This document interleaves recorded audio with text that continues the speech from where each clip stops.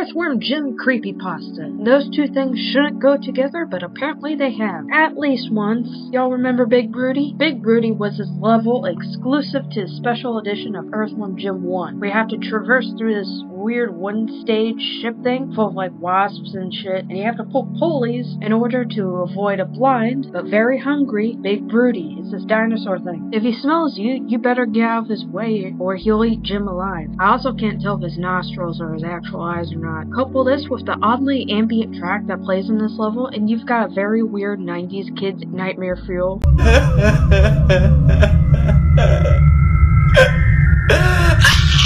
Like, it's nowhere near Earthbound Geigus theme creepy, but it's like something you would hear in the background of like an old Sonic EXE fan game. And thus spawned a troll pasta. I never said it'd be any good. Earthworm Jim Big Broody was initially uploaded by user BigDream64 on December 4th, 2012. One day a presumed teenager we'll call Ben because he sounds like a downright twat vents to his best friend that his sister sold off his Earthworm Jim game so she can afford to get her phone back from the school. I've never heard of that. Like, I've been homeschooled most of my life, so when you get your phone confiscated in class, do you have to pay money to reclaim it? That seems weird to me. So Ben's friend, Jason, gives him his special SD card where he's got a working Earthworm Jim ROM for the Wii. Ben shoots the game up, and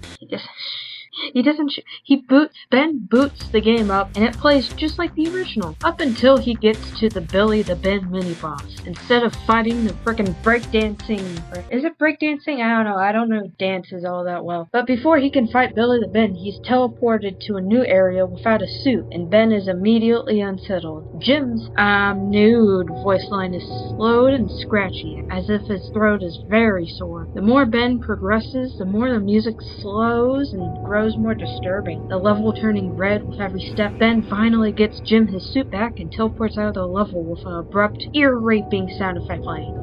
Screen then shows a peculiar level name. He wants to eat ya. Jim appears in a level taking assets from the Psycho boss fight, the background fading in and out from red and black hues instead of the usually static starry background fading in and out from red and black hues instead of a normally static starry backdrop. Jim's idle animations have changed to him shaking violently, his face having a major stroke or him crying and begging for his life. I don't know what the stroke part is, and we go forward. Ben doesn't know what to think, so he continues walking until the screen cuts to Peter staring off into the distance, almost as if he wants to warn Jim, but is keeping quiet until Big Broody catches up to him and eats the poor pooch, puking up his bones. Big Broody makes a beeline for Jim, too quick for Ben to avoid. The dinosaur brutalizes Jim, leaving only his upper half left. Jim, without his legs, crawls onto the screen, his entrails spilling out, begging the player for help until Big Broody catches back up with him and is tired of playing with his food. The game ends with Jim screams as an image of him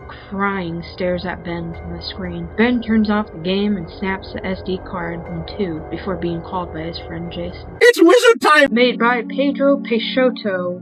The game is relatively small because he is either 16 years or 14 years, but only in 2027, so I don't know. Still, obviously, do not harass this kid or teenager or how old he is for making a silly EXE game about a worm. And if you do harass him, I'm gonna come up to your house and shit in your mailbox after drinking a gallon of milk and eating some of the sugar-free Haribo gummies. This game is basically a glorified walking sim, kind of like the original Sonic EXE, but like slightly more bare bones. A lot of the level design is just copy and pasted and mirrored platforms starting straight across the screen, and some of them do clip onto the character, so if you do play the game, just get used to like jumping a little bit. It's nothing like too astonishing because you can't shoot and whip either. You just walk to the end of the screen and try to follow the story's directions. The new levels platforms are a little tedious, especially when you take into account there's no like kill playing on the bottom. And unfortunately there's no checkpoints either, but it's not too tricky since thankfully there's no other obstacles like floating spikes or whatever, so thanks Pedro for that.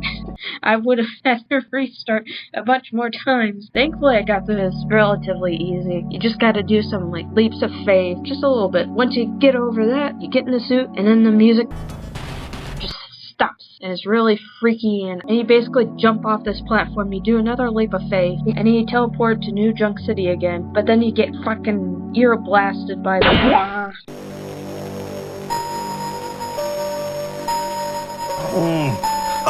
damn. Now, this part is tricky because I didn't realize you're supposed to turn back once the level stops, so I just soft-locked myself by walking off screen. Unfortunately, there's no special idle animation, so you're not gonna see Jim have a brain hemorrhage. I can't tell if I'm disappointed or relieved. I feel like seeing Jim have a stroke would probably scar me for life in a deep spiritual way. But then there's a big part where Big Broody gets to Peter, and to be honest, pretty decent. Like, it's very basic animation, sure, but at the same time it's coming from like a probably 15-year-old, so I'm not gonna give him too much flack. But the simpleness, I don't know, it makes it good. It just makes it better. Like, you see the sort of RPG Maker-esque shake to like Jim's sprite, where it's like a little blurry, and it's a little simple, but I kinda like it because it's not too jarring. Can you hear Peter being killed off screen?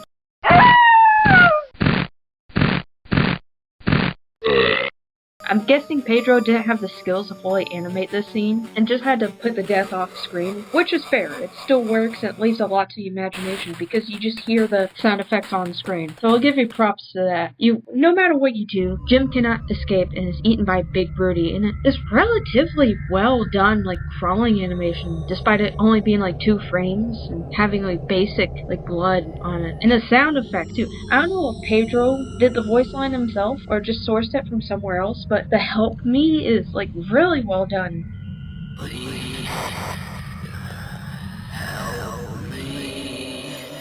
The end, instead of like the Jim staring at you, there's like the game over screen where it does da da da da da da da da da da da with his like entrails just sprayed across the screen, across the like letters, and honestly, it's really well done. It's not like MS Paint drawn, it's like actual sprite work. With the fact that the game ends on that, you have to close the game, it's, I don't know, it kinda adds to it. The simplicity kinda adds to the creep factor just a little bit.